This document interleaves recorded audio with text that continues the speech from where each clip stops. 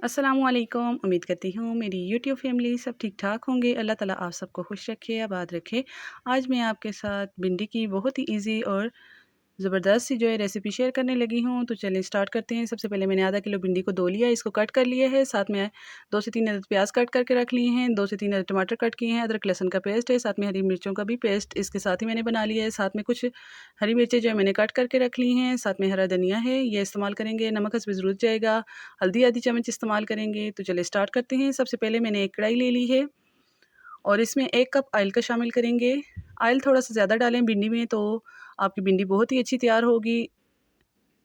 और अब हम इसमें जो है प्याज ऐड करके इसको पकाएंगे थोड़ी देर के लिए। जैसे ही प्याज सॉफ्ट होगा तो हम इसमें जो है अदरक लहसुन का पेस्ट भी थोड़ी देर बाद शामिल करेंगे।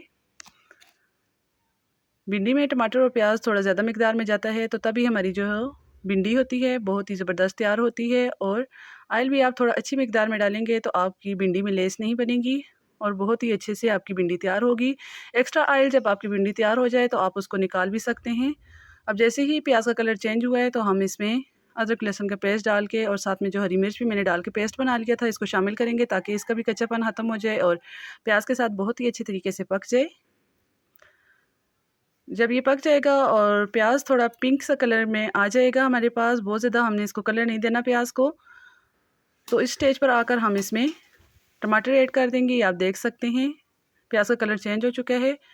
अब हम इसमें साथ ही टमाटर ऐड कर देंगे और टमाटर को हमने इतना पकाना है कि हमारे तमाम टमाटर जो है सॉफ्ट हो जाएं, नरम हो जाएं और अच्छा सा हमारे पास मसाला तैयार हो जाए। जैसे ही थोड़े से टमाटर सॉफ्ट होंगे तो हम इसमें जो है कटी हुई हरी मिर्चें भी शामिल कर देंगे, ताकि वो भी अच्छे तरीके से जो है इसके साथ पक जाएं मसाले में। साथ में हस्ब ज़रूरत जो है नमक डालेंगे, आधा चम्मच इसमें हल्दी की शामिल करेंगे और इसको अच्छे तरीके से हम पका लेंगे। टमाटर जब बहुत अच्छे से सॉफ्ट हो जाएंगे और अच्छा सा हमारे पास मसाला तैयार हो जाएगा, ऑयल अलग होने लगेगा, तो हम इसमें जो है भिंडी शामिल करेंगे। आप इस स्टेज पर आके मसाले को बहुत ही अच्छे तरीके से पकाएं। जितना अच्छे से आप मसाला रेडी करेंगे इतनी ही अच्छी आपकी भिंडी जो है तैयार होगी। तो ये आप देख सकते हैं हमारा मसाला तैयार हो चुका है। अब हम इसमें भिंडी शामिल करेंगे। भिंडी को आपने शामिल करने के बाद इसको अच्छे तरीके से मसाले के साथ मिक्स कर लेना है। अच्छे तरीके से तमाम भिंडी को मिक्स करने के बाद थोड़ा सा हरा धनिया डाल देंगे।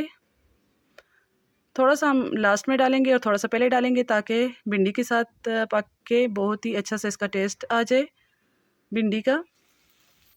अब ऊपर से हम डाल देंगे इसको बिल्कुल हल्की आंच पे 5 से 10 मिनट के लिए। साथ साथ वक्तन फ़वक्तन इसमें चम्मच चलाते रहेंगे। ये आप देख सकते हैं हमारी कितनी ज़बरदस्त सी जो है भिंडी तैयार हो चुकी है। बिल्कुल भी इसमें लेस नहीं है, ये आप देख सकते हैं। और बिल्कुल अलग और खड़ी खड़ी सी हमारी भिंडी तैयार हुई है, बिल्कुल बहुत ज़्यादा गली भी नहीं है भिंडी।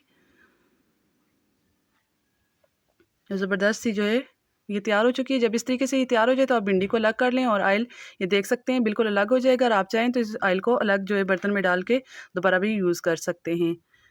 अब मैं आपको डिश आउट करके दिखा देती हूँ इसकी फ़ाइनल लुक। अगर आपको मेरी वीडियो अच्छी लगती है तो प्लीज़ वीडियो को लाइक कर दिया करें। चैनल पर नए हैं तो सब्सक्राइब करना ना भूलें। इसी के साथ अब मैं आपसे इजाज़त चाहूँगी। मिलती हूँ नेक्स्ट रेसिपी के साथ। अपनी दुआ में याद रखिएगा। अल्लाह हाफ़िज़।